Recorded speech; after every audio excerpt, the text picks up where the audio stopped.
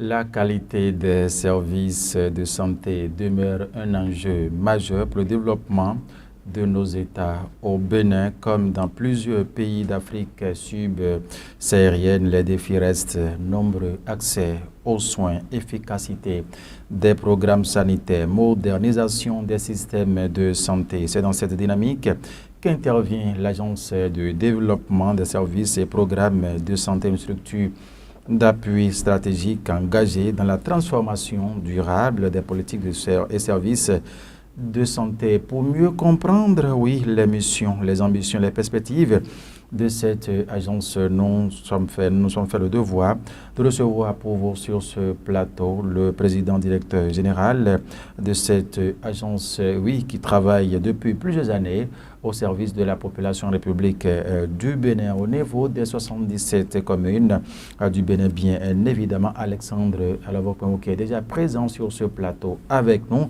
Alexandre Alavokpéou, bonjour.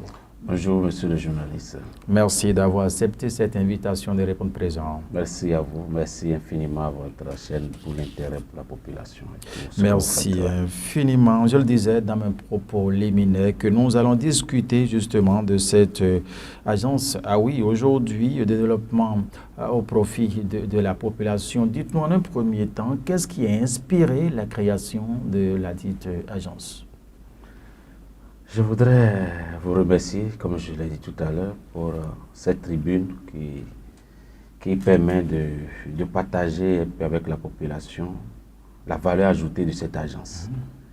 Vous savez, étant un acteur de santé et ayant travaillé dans notre système de santé, que ce soit public, privé, et ayant eu l'opportunité de diriger des hôpitaux, de diriger aussi le système pharmaceutique, et ayant vu un peu comment nous prenons en charge nos malades depuis des années, nous avons observé que nous avons importé un modèle, un système de santé. C'est-à-dire la manière de traiter que nous avons adopté. Nous faisons la médecine et nous traitons les gens selon une médecine moderne. Mais cette médecine moderne que nous avons importée chez nous et qui permet de traiter, on a créé des hôpitaux, il y a un support derrière cela qui est la structuration, le comportement au travail, la manière avec laquelle on doit pouvoir organiser le système pour que tout ce que nous allons faire concourt au bien-être du malade. Donc nous avons constaté que nous avons importé un système, mais dans la pratique, le côté organisationnel, le côté gouvernance, le côté structuration n'est pas véritablement pris en compte. Ce qui fait que, vous savez, nous avons beaucoup de cliniciens, des pharmaciens qui font des merveilles au-delà de nos frontières, mais quand nous rentrons dans notre système, on est bloqué. Et donc, on se pose la question, si c'est vraiment la même personne qui est performante en France, au Canada, qui est dans notre système, mais qui n'arrive pas, qui ne se retrouve pas. Et donc, on s'est dit, il est important que nous réfléchissions ensemble, au niveau stratégique jusqu'au niveau périphérique, à qu'est-ce que nous allons faire, quelle organisation, quel travail en équipe, quel type de leadership nous pouvons mettre en place pour coordonner nos actions et éliminer davantage d'erreurs et de gaspillage dans tout ce que nous allons faire afin de satisfaire nos malades. Voilà un peu l'esprit dans lequel nous avons pensé cette agence pour accompagner le système de santé à tous les niveaux, depuis la formation jusqu'à nos ménages, pour que tout ce que nous allons faire depuis la formation, quelle que soit l'idée, quelle que soit l'approche, que cela ait une valeur ajoutée pour la population à servir, pour le malade à servir demain. Donc, au fait, c'est cet esprit. Donc, tout ce qui guide l'agence, c'est de voir avec les acteurs de santé ce choix que nous faisons, quelle est la valeur ajoutée pour le patient. Et donc, ça nous permettra de rationaliser les dépenses en termes de santé. Ça nous permettra de rationaliser les dépenses en termes d'équipement, en termes de ressources humaines et en termes de renforcement de capacité. Parce que ça nous permet d'identifier véritablement tout ce que nous allons faire. Nous allons faire en sorte que cela soit basé sur les besoins réels de nos communautés. Donc vous voyez, donc c'est un peu dans cet esprit que l'agence est créée, d'identifier avec les gouvernants, d'identifier avec les étudiants, d'identifier avec les cliniciens, d'identifier avec chaque responsable, à tous les niveaux, dans le secteur public comme dans le secteur privé, de manière à ce que tout ce que nous allons faire ait une valeur ajoutée pour le patient. Voilà un peu l'esprit qui guide l'agence. Alors, merci pour ces propos introductifs qui repositionnent véritablement tout un chacun de façon psychologique sur l'idée qui est derrière la création d'une telle agence en République du Bénin. Monsieur le Président Directeur Général, alors pouvez-vous dire à nos téléspectateurs la mission principale que cette agence s'est dévolue, le rôle qu'elle entend jouer dans l'amélioration du système sanitaire au Bénin? Et comme je vous ai dit tout à l'heure, vous voyez déjà, à l'origine, nous sommes un pays sous-développé. Et depuis des années, on fait des investissements dans le secteur de la santé. La population est là. La charge de travail pour nos personnels en santé augmente de jour en jour. Vous voyez? Et qu'est-ce qu'on peut donc faire en termes de support pour aider cette population ou bien pour aider les services de santé à jouer leur rôle? C'est-à-dire à avoir une attention particulière sur le malade. Cela voudrait dire que nous, notre mission aujourd'hui, c'est de nous positionner en termes de support stratégique et opérationnel sur le plan de gouvernance, de leadership et en termes de structuration organisationnelle et institutionnelle de nos services de santé pour que l'agent de santé joue véritablement pour le rôle pour lequel on l'a envoyé dans le service de santé.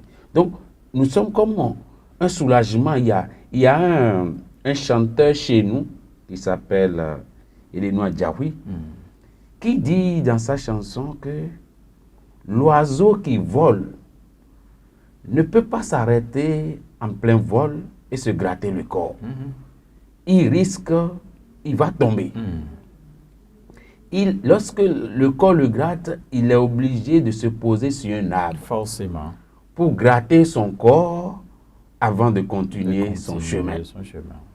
L'agent de développement des services et programmes de santé se positionne comme ce table-là, au service du secteur de la santé, pour qu'ils se posent pour ajuster leur structure, leur gouvernance, leur leadership, pour continuer le vol, pour continuer la marche au service de la population. Et donc, notre mission, c'est un peu ça, c'est le renforcement institutionnel en termes de ressources humaines, en termes de structuration de tous nos services de santé. Voilà. Donc, vous voyez que, comme je vous ai dit, nous prenons tout ce qui est composante. Les étudiants en fin de formation doivent savoir qu'est-ce qu'on attend d'eux de façon pratique dans le service de la population. Nous devons renforcer. Nous devons renforcer ceux qui les forment. C'est-à-dire que les hospitaliers universitaires, les professeurs, la gouvernance, c'est-à-dire que l'administration académique dans nos universités, dans nos écoles de formation de santé, on doit pouvoir leur donner les notions, les capacités, les renforcer de telle sorte à ce que la manière laquelle doivent coacher ces étudiants doivent s'adapter à nos réalités, doivent s'adapter au contexte béninois. Parce que lorsqu'on sort de l'école, on affronte d'autres réalités socio-culturelle, conjoncturelle, et le système nous impose des comportements. Et donc, si tu n'as pas été préparé, tu risques de finir l'université et être un acteur de santé étranger à ta population. Alors que tu es l'émanation d'une communauté et tu finis les études et tu vois cette communauté autrement. Voilà. Et c'est ce que nous constatons. Le patient de l'autre côté, le médecin de ce côté, nous émanons du même peuple. Vous avez la chance d'étudier, on doit nous éduquer à avoir la capacité d'intégrer absolument cette population. Donc vous voyez, ce niveau de débat déjà éducationnel, on doit travailler ça. Que la santé est d'abord communautaire. Parce que si nous n'avons pas été éduqués dans nos systèmes à accompagner nos communautés, nous n'allons pas rester dans nos hôpitaux pour accueillir. L'hôpital n'est que le côté curatif.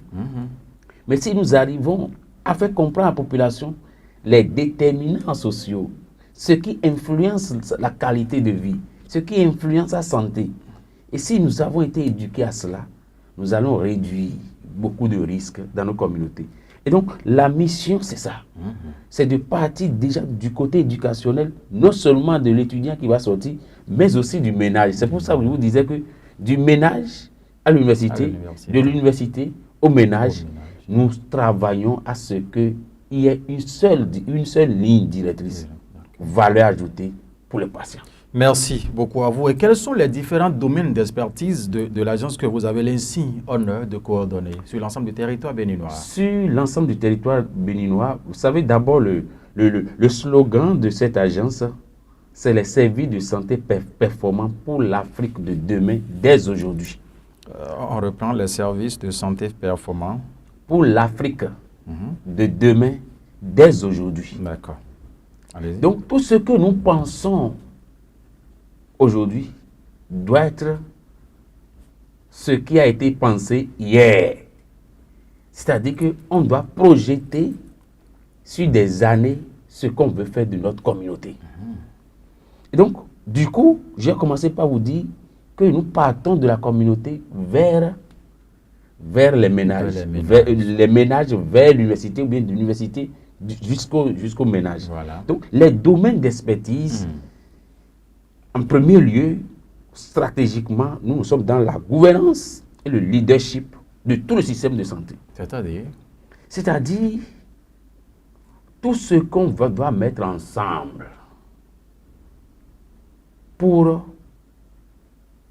donner de la santé à la population, c'est-à-dire que les ressources humaines, les ressources et les équipements, les idées de nos communautés, comment nous allons mettre tout ça ensemble pour pouvoir aider la population. Donc, en termes de gouvernance, c'est que du ministre ou bien du niveau stratégique jusqu'au niveau communautaire, au chef village ou au relais communautaire, il doit avoir une manière d'être, de faire un leadership qui réfléchit permanemment qu'est-ce que je dois faire pour satisfaire ma communauté.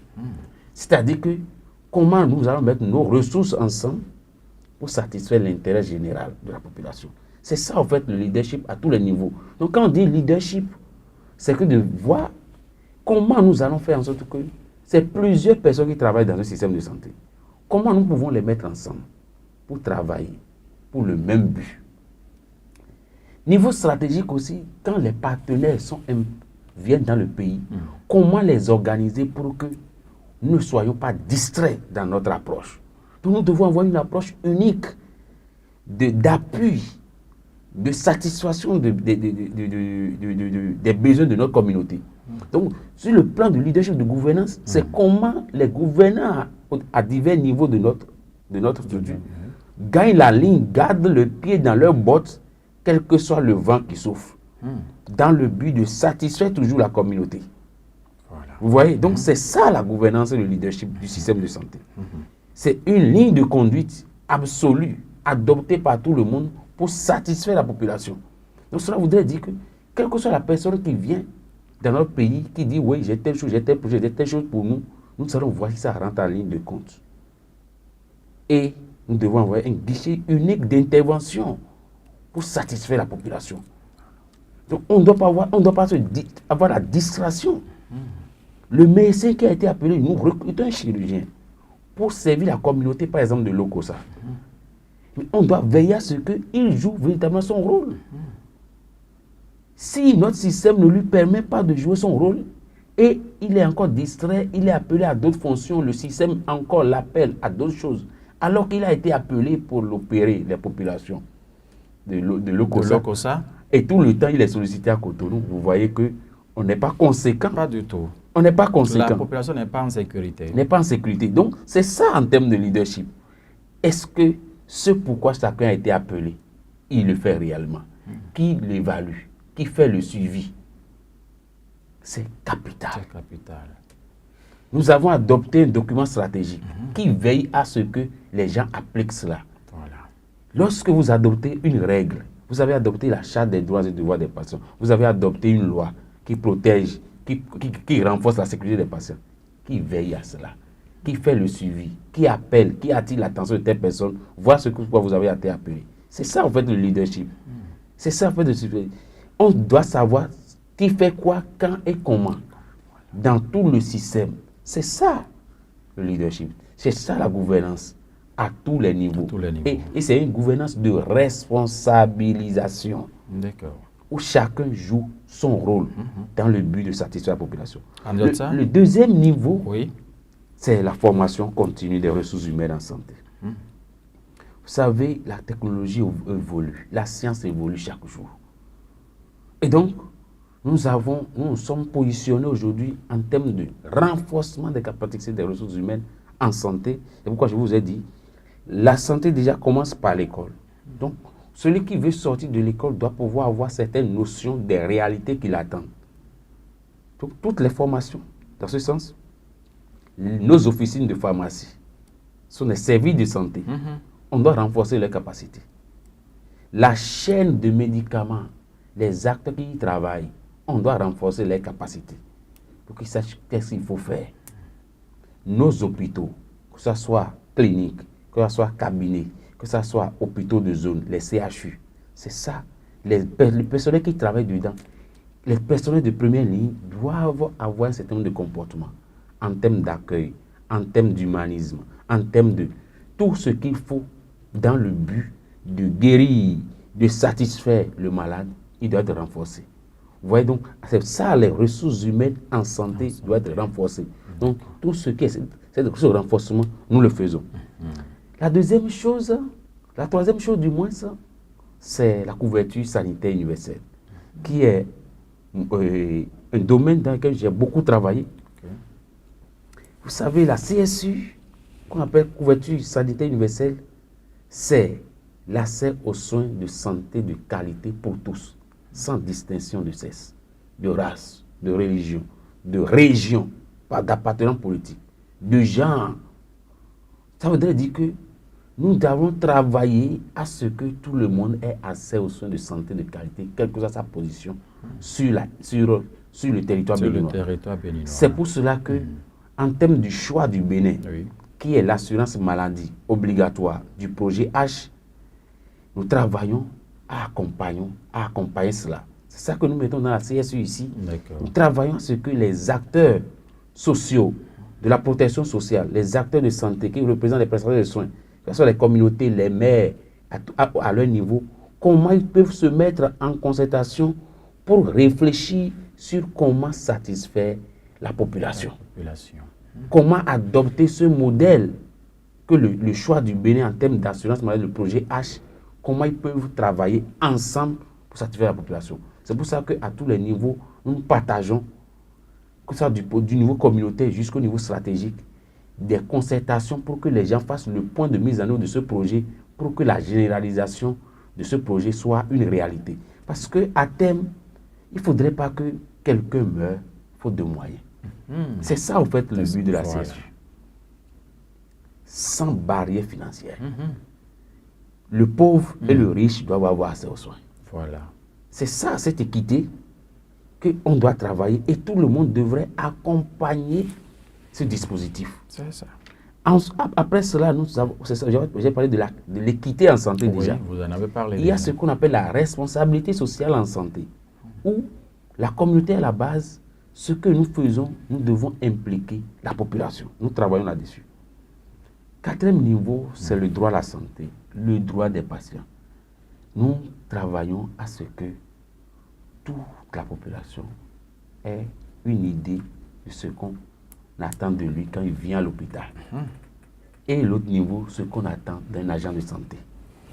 Donc, les 16 devoirs que le Bénin a adoptés dans la Charte des droits et devoirs des patients et les 7 devoirs et les 16 droits, ces éléments, nous essayons de travailler, nous travaillons là-dessus pour que la population comprenne le bien fondé de cela. Donc, il est important d'avoir des tribunes sur le droit et devoir des patients pour que les gens expriment véritablement ce qu'ils vivent afin d'améliorer, non pas pour sanctionner, pour punir, mais pour améliorer nos services. Parce que lorsqu'on ne met pas de mécanisme de feedback, de mécanisme de plainte, de retour de ce que les gens vivent, du manque de tels soins, du manque de tel équipement, de la part de tel équipement dans telle zone, il n'y a pas de gynéco dans telle zone, s'il n'y a pas ce signalement, on ne peut pas savoir comment améliorer le système. C'est ça, au fait. Et puis, il y a le domaine de la sécurité, de la qualité, de la sécurité des soins. L'agence travaille à la mise en place de tout ce qui est management de qualité, des outils de qualité pour accompagner, mettre les dirigeants ou les acteurs à être dans un esprit d'amélioration continue. Donc, du coup, dans nos pharmacies, dans nos hôpitaux, nous travaillons à la conformité réglementaire à ce que les pharmacies, les hôpitaux, les associations, nos projets se mettent à jour par rapport aux règles et à la réglementation en vigueur en y mettant les outils nécessaires. Voilà. C'est ça, au fait, pour la sécurité des patients, le Bénin a adopté un dispositif. Il y a les outils qui doivent être disponibles dans nos hôpitaux, dans nos pharmacies, et des outils de traçabilité pour savoir à quel moment il y a eu telle chose. Je vous donne un exemple. Allez-y. Lorsque normalement vous allez dans une pharmacie et que vous achetez un médicament, vous savez, les règles disent que il y a des médicaments quand vous rentrez dans un hôpital, dans une officine du moins, si vous achetez le médicament, on doit pouvoir vous expliquer comment ce médicament doit être utilisé. Forcément. C'est une obligation réglementaire. Sans que le client ou bien le patient le demande. Le client n'a pas demandé à ça. Ça doit être systématique. Ce n'est pas une demande. Ah, d'accord. La dispensation est définie de cette façon. La dispensation va... Ça deviendra distribution. Ça sera comme un supermarché que je suis venu acheter, je suis parti. Voilà. Mais ici, c'est un médicament. Le médicament, on doit te dire comment il faut l'utiliser, comment il faut le conserver. Et en cas de difficulté, comment tu dois faire, à qui se référer lorsque tu as des effets secondaires. Ce conseil-là doit accompagner. C'est pour ça que notre loi exige la présence du pharmacien dans la pharmacie. Une pharmacie ne peut être ouverte en l'absence du pharmacien. Ah bon? C'est ce que la loi dit. Le patient peut avoir une ordonnance ou pas. Il a droit à cette explication. Voulez-vous dire, c'est ça? Même s'il demande préservatif. C'est ça. Je vous dis. Même s'il vient faire un test de grossesse. Même le dimanche passé, j'étais dans une pharmacie pour former les personnes. Je leur ai dit ça. Je leur ai dit ça. Nous avons, avec l'ordre des pharmaciens, nous avons formé près de 2000 auxiliaires pour leur dire ce que ça veut dire. Donc, ça, c'est un exemple. Donc, on doit mettre en place, donc, la mise en conformité réglementaire exige cela. C'est pour ça que je vous dis que nous travaillons à ce que les gens respectent les règles. Voilà. Les gens mettent des outils en place de traçabilité. Vous imaginez qu'on dit que l'antibiotique doit être vendu sur ordonnance. Sur ordonnance. Donc, sur toute l'étendue du territoire, aucune pharmacie n'a le droit de vendre un médicament, de donner un médicament de gens qui a prescription obligatoire sans ordonnance. Sans ordonnance. Lorsqu'il le fait, il est en faute. Donc, la pharmacie dispose à l'intérieur l'ordonnancier qui permet de documenter les médicaments sous contrôle. D'accord. Donc, cela veut dire qu'un médicament sous contrôle ne peut pas sortir. Donc, une population qui vient devrait être sensibilisée sur comment utiliser ces genres de médicaments. Les médicaments, voilà. Donc, pourquoi on dit nécessairement d'aller chercher l'ordonnance? On devrait les sensibiliser là-dessus. Ça permet de réduire les risques de colère, d'accrochage dans nos officines. De frustration. Oui. Parce que le circuit de la population, c'est hôpital, diagnostic, prescription, pharmacie. Mais si vous allez en pharmacie, on peut soulager de façon ponctuelle ce que vous avez et vous orienter à l'hôpital. Le rôle de la pharmacie n'est pas de faire une prescription. Le rôle de la pharmacie n'est pas de faire du diagnostic. Le rôle de la pharmacie, c'est de prendre les prescriptions et de dispenser les médicaments. Étant des spécialistes de médicaments, ils vont veiller à ce que ça soit conservé dans les règles de l'art, conseiller la population à mieux les conserver. Et lorsqu'il y a un bobo, il doit pouvoir revenir à la pharmacie pour dire voilà, j'ai pris tel médicament, j'ai senti telle chose. Et on doit te conseiller. Donc, c'est un dispositif qui doit être en place. De la même façon, à l'hôpital, on dit que la question, la charte des droits et devoirs des patients doit être affichée dans toutes nos officines, dans tous les services de santé, c'est-à-dire que dans nos hôpitaux. Donc, cela veut dire qu'on doit pouvoir afficher cela. Voilà. Ne pas l'afficher, c'est une faute. On doit définir le circuit du patient. Le patient ne peut pas rentrer dans un hôpital et commencer par se chercher. Il demande à gauche, à droite, c'est où est-ce qu'on va ici. Mais on doit avoir un dispositif d'accueil au départ qui l'oriente. Le circuit du patient doit être défini. C'est ça, nous faisons la mise en conformité réglementaire dans nos hôpitaux. Dans nos hôpitaux. Il y a ce qu'on appelle spécifiquement aussi la gouvernance de tout ce qui est secteur pharmaceutique. C'est-à-dire que depuis ce qu'on appelle la production du médicament, tout ce circuit, jusqu'à ce que ça soit dans notre pays, ou si ça se produit dans notre pays, la structure qui fait de la distribution, le grossiste répartiteur ou l'officine de pharmacie, les règles qui doivent être dans cette structure pharmaceutique, nous devons travailler à ce que cette structure-là ait une bonne gouvernance pour satisfaire la population. Et enfin, c'est le domaine de la gouvernance académique et les hôpitaux universitaires. C'est le développement du leadership au niveau de ces hôpitaux universitaires. Voilà. Donc, au niveau de nos hôpitaux, de nos universités, de nos facultés et de nos hôpitaux universitaires, ces chefs de service doivent être renforcés. Puisqu'ils sont des cliniciens, ils ont étudié pendant des années, ils n'ont pas nécessairement appris à gérer les hommes, mais ils ont appris à soigner. Donc nous nous constituons comme un support pour les aider à mieux accompagner, à ne pas se retrouver à la retraite du jour au lendemain, alors qu'ils n'ont pas formé comme il le faut la relève de qualité. Parce que la relève de qualité n'est pas seulement d'enseigner, mais c'est d'arriver à identifier parmi vos étudiants qui peut continuer ce que vous faites. Il ne sert à rien d'avoir une fierté pour dire que je suis le seul béninois, je suis la seule personne à avoir cette spécialité. Ça ne veut rien dire. Ça ne veut rien dire. Mais si toi seul qui fais qui guérit le mal là, tu es le seul au pays. Si c'est toi qui attrapes le mal, qui va te soigner? Ce sera compliqué. Ce sera compliqué. C'est pour ça que nous travaillons à ce que chaque hôpital universitaire prenne conscience qu'il n'est pas indispensable. Il n'est pas indispensable. Ça, c'est une prise de conscience collective à tous les niveaux pour qu'il n'y ait pas de Superman indispensable. Sans lui, on ne peut rien faire. Seul Dieu a dit ça.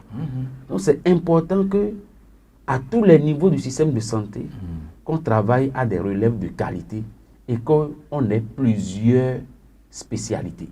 Et que la population ne vienne pas prendre des rendez-vous dans 3 mois, dans 5 mois, dans 6 mois. Qu'est-ce qu'on fait pour agir sur les délais?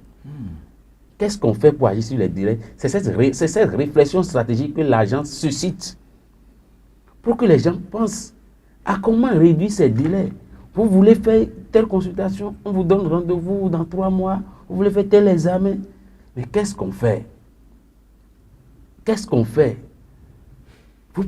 Nous devons réfléchir ça. Voilà. Nous devons nous regarder, comme on le dit, on se dit les caches ou bien on se dit les baies. On se dit les baies comme ça. On doit se regarder oui. pour dire, mais qu'est-ce qui nous arrive entre nous dans le secteur de la santé? Quelle solution on peut trouver? Nous constatons la multiplicité de l'insuffisance rénale. Mais qu'est-ce qu'on fait? Quelle est la cause entre nous? Ce n'est pas une autre personne à l'extérieur qui va réfléchir à notre place. Nous devions nous asseoir. Nous devons réfléchir pour dire, nous pouvons adopter. Il y a peut-être des recherches là-dessus. Comment, si tu fais une recherche et que cette recherche-là n'a pas une valeur ajoutée pour la population, ce n'est pas une recherche.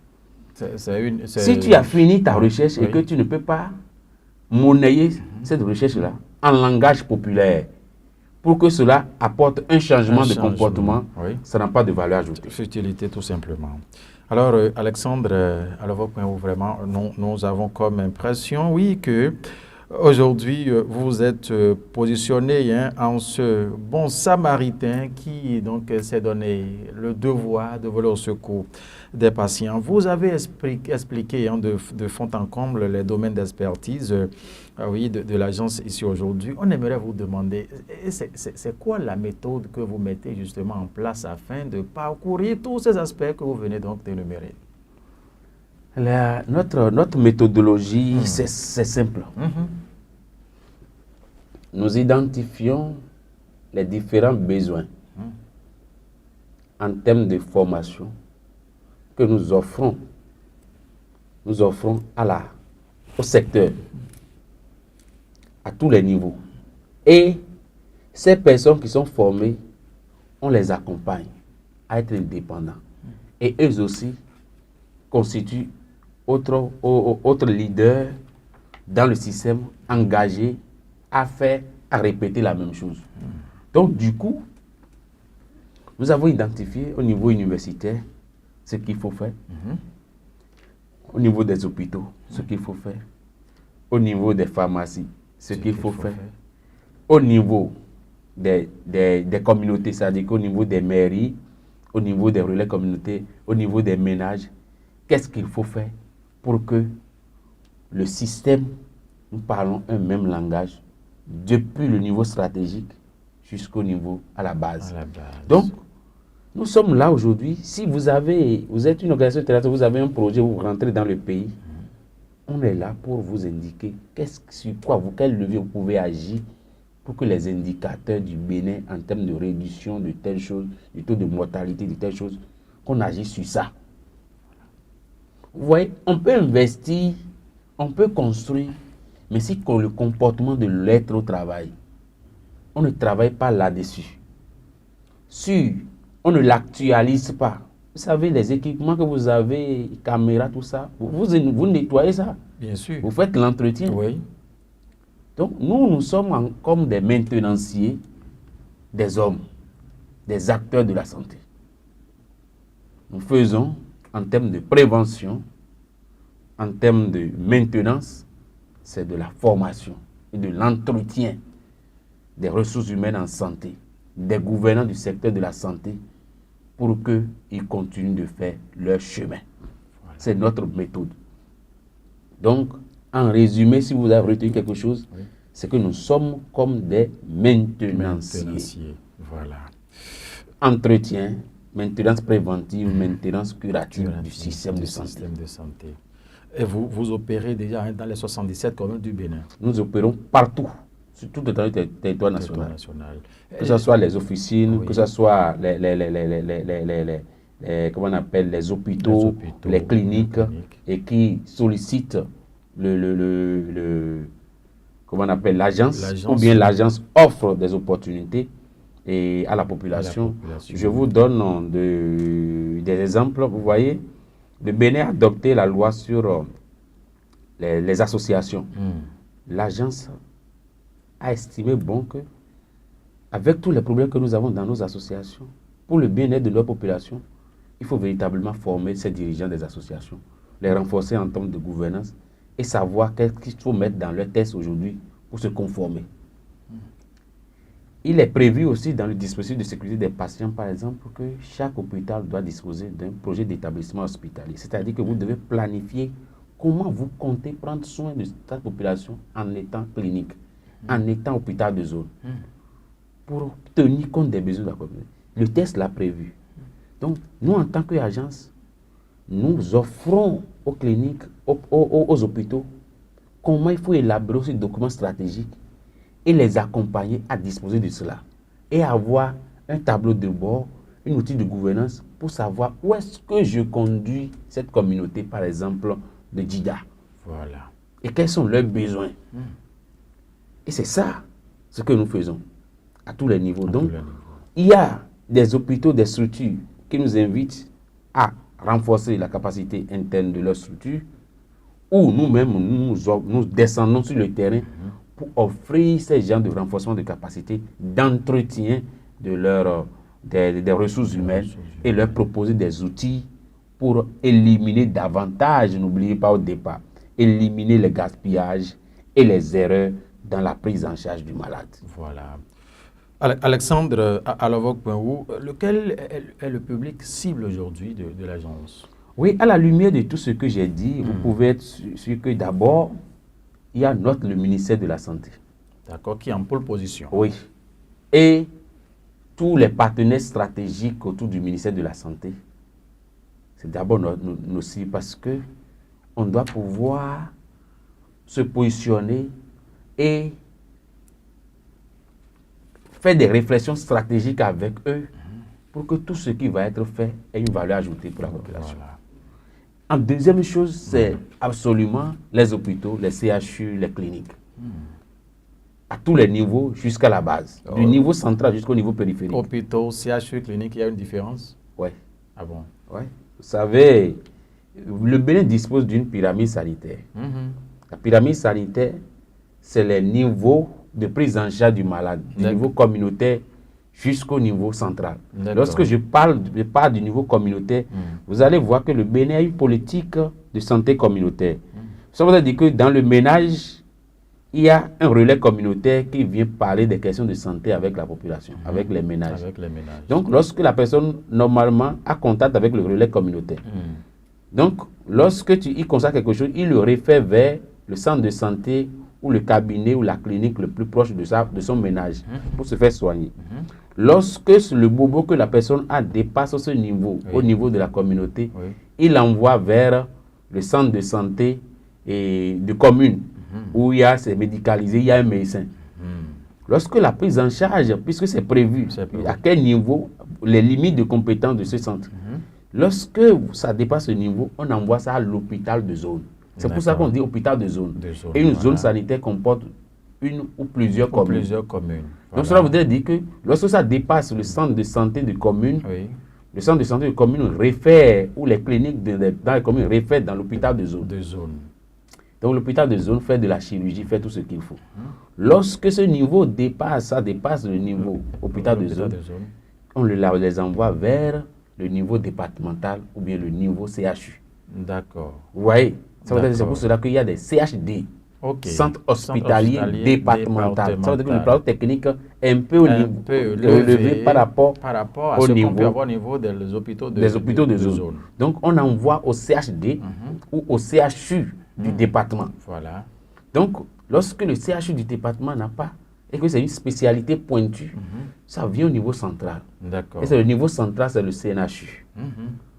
CNHU ou le CHU et PPC qui est Lazaret, l'Est Lazaret, qui traite tout ce qui est problème de poumon. C'est à Papa, je crois. Oui. Au niveau central, il y a le centre aussi psychiatrique Djako, qui est un centre national. Voilà. Vous voyez, donc il y a les centres, les centres nationaux qui disposent d'un plateau technique plus pointu. Donc c'est pour ça que le Bénin est hiérarchisé en termes de pyramide sanitaire. C'est pourquoi je dis que nos cibles, ça va de niveau central en termes de structure d'appui, c'est-à-dire que le ministère est lié. Vous voyez, au niveau central, aux hôpitaux, au CNHU, vous voyez, le directeur départemental de la santé va coordonner tout ce qui est hôpital départemental, le médecin coordonnateur de zone va avoir en charge tout ce qui est dans sa zone sanitaire, c'est-à-dire l'hôpital de zone et tout ce qui est. Donc, vous voyez, c'est le Bénin a coupé en territoire sanitaire le pays et chacun a sa responsabilité. Voilà. Et quels sont les centres qu'il couvre.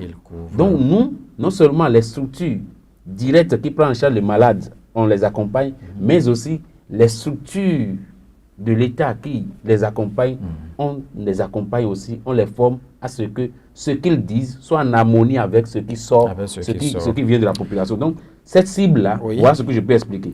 Continuez. Il y a les officines et les structures pharmaceutiques. Une officine de pharmacie qui veut s'installer. On t'autorise aujourd'hui en tant qu'officine l'accompagnement qu'il faut en termes de recrutement de ressources humaines, en termes de renforcement de capacité, en termes de mise en place des outils nécessaires de traçabilité pour accueillir bien la population, pour identifier les besoins de la population. On est là pour ça. Donc, notre cible aussi, c'est les officines de pharmacie, les grossistes pharmaceutiques, et puis aussi l'ordre des pharmaciens en termes d'appui stratégique. Merci. Et après cela, il y a les ONG, les projets, programmes de santé. Je vous ai dit tout à l'heure, les ONG, au niveau local, au niveau international, ils doivent s'allier sur la politique du pays. Voilà. Donc, les connexions qu'il faut pour pouvoir mieux faire leur travail en République du Bénin ou dans la sous-région, nous apportons cela, que ce soit pour les projets en termes de santé, nous apportons cela. Vous voulez faire votre intervention à commun, qu'est-ce que nous pouvons vous apporter pour que cela ait de valeur ajoutée pour la communauté. Voilà. Il y a les facultés, il y a les instituts et les écoles de santé qui sont nos cibles, parce que ceux qui sortent de là sont des produits qui vont servir nos communautés. Bien sûr. On doit les préparer. Voilà. Donc, en termes de préparation, nous sommes là pour les préparer. Donc, c'est nos cibles aussi. Et donc, les étudiants qui viennent de finir et qui cherchent à se positionner, nous sommes là pour aussi leur donner les orientations nécessaires pour qu'ils se positionnent pour servir la population. Les programmes qui existent disponibles en termes d'orientation professionnelle de ces étudiants, en santé bien sûr. Merci. Depuis que l'agence a commencé par intervenir sur l'ensemble du territoire béninois, est-ce que vous avez comme impression que vos actions impactent déjà? Avez-vous déjà comme impression que l'objectif que vous êtes fixé est en train d'être atteint progressivement? Oui, je peux vous dire que nous avons démarré depuis 2019. Et depuis 2019, je peux vous dire qu'il y a eu beaucoup de progrès. Non seulement il y a eu beaucoup de progrès en termes de changement de comportement, que ce soit au niveau de nos comptoirs, dans nos officines, que ce soit au niveau de nos hôpitaux, que ce soit à travers nos renforcements de capacité, à tous les niveaux, il y a un certain nombre de changements de l'acteur de santé au travail. D'accord. Il y a un certain nombre de changements parce que ce que je ne vous explique pas, il y a aussi au niveau local des leaders religieux, les élus locaux que nous formons par moment pour savoir quelle est la conduite à tenir dans tel cas. Donc, en termes de valeur ajoutée aujourd'hui que nous pouvons vous dire aujourd'hui que si des acteurs arrivent de plusieurs secteurs, s'asseyent ensemble pour réfléchir sur telle question de santé aujourd'hui, c'est grâce à l'agence. Parce que c'est des valeurs ajoutées. Si chacun travaille dans son coin, mais en termes de se voir rapidement, réfléchir et être dans un mode amélioration continue, c'est nous qui avons travaillé à ce que cela soit dans notre système aujourd'hui, que l'amélioration continue, la qualité des soins, la valeur ajoutée pour le patient soit véritablement ce qui guide les choix des politiques dans notre pays. Voilà. Donc c'est ce sur quoi nous travaillons et pour que nous avons travaillé là-dessus et nous continuons de travailler là-dessus pour que les leaders que nous avons, du ministre, même du président de la République, qui est aussi qui définit les politiques, même les politiques, c'est-à-dire que les députés, nous travaillons à ce que leurs choix soient des choix qui aient de valeur ajoutée voilà, en termes de santé pour la population. Est-ce que l'agence est habilitée à recevoir aussi les plaintes quelquefois? Oui, si l'agence, lorsque nous avons des retours sur le terrain, nous essayons de le formuler à l'endroit des autorités compétentes et pour que quelque chose soit trouvé. Voilà. Tout n'est pas sur les places publiques, mais si nous allons sur le terrain, nous constatons telle chose, nous orientons les acteurs vers les services qu'il faut pour avoir le service, ou lorsque nous avons une plainte, le circuit normal, non seulement nous expliquons à la population le circuit normal de plainte, mais lorsque nous avons des retours, nous partageons cela avec les autorités compétentes. Voilà. Alors, puisque nous sommes vers la fin du temps, sinon presque à la fin du temps qui nous a imparti, pourquoi donc faut-il choisir l'agence ADSPS? On aimerait bien le savoir et avoir aussi, si possible, un contact en cas de besoin. Alexandre Alavokmeo. Vous savez, choisir l'agent de développement des services et programmes de santé, c'est choisir, réduire et éliminer les gaspillages à tous les niveaux du système de santé pour satisfaire nos communautés, la population. La raison d'être de toute unité de service de santé, c'est le malade, c'est la population. Et donc, choisir au fait la DSPS, c'est choisir le côté de la communauté. Voilà. Choisir, servir la communauté sur la base de ses besoins. Du coup, non seulement vous rationalisez vos charges, vous augmentez en termes de valeur ajoutée pour la communauté et du coup, vous allez satisfaire non seulement ce pourquoi vous avez créé votre structure, mais vous allez satisfaire la communauté. Donc, le choix des politiques, le choix qu'il faut pour la population, l'agence que vous nous choisissez, vous allez faire les meilleurs choix. Voilà. En termes d'équité, en termes d'efficacité, en termes d'efficience pour satisfaire la population. Pour contacter l'agence, contact qu'on pouvait avoir, Alexandre? Je pense que d'abord l'agence a un site web sur lequel les gens peuvent aller pour vraiment découvrir véritablement tout ce que nous venons de dire, qui est www.adspsbenin.com. Et puis, comme mon numéro, c'est le 01 96 88 15 02.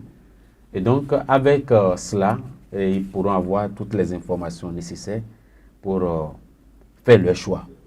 L'aide à faire le choix. Je voudrais aussi rappeler ce que j'ai dit. En substance, le chanteur de notre pays, qui est un philosophe, qui a dit que l'oiseau ne peut pas gratter le corps en plein vol.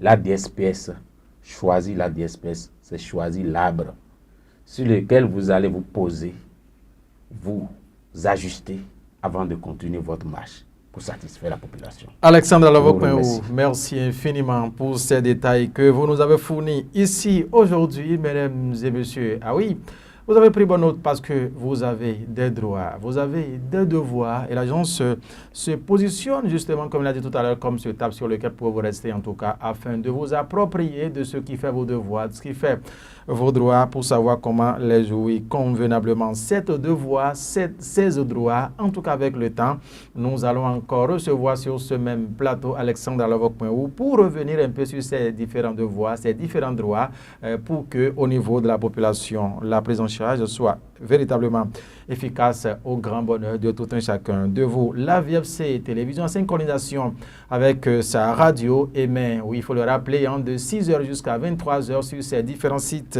internet vfctv.bj, la radio vfc.bj également.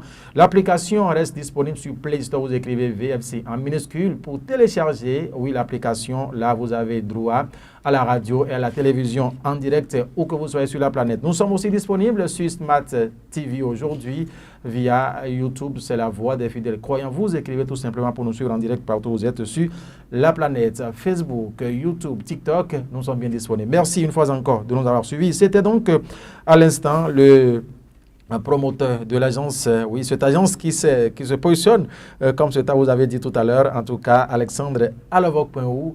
Avec lui, nous avons abordé pas mal de questions sur ce qui fait mission, objectif, domaine d'expertise de l'agence, mesdames et messieurs. Merci une fois encore de nous avoir suivis. On reviendra toujours afin de mieux vous servir pour votre prise en charge efficiente au niveau de nos hôpitaux, cliniques, centres de santé et j'en passe. Portez-vous bien. À très bientôt. Merci.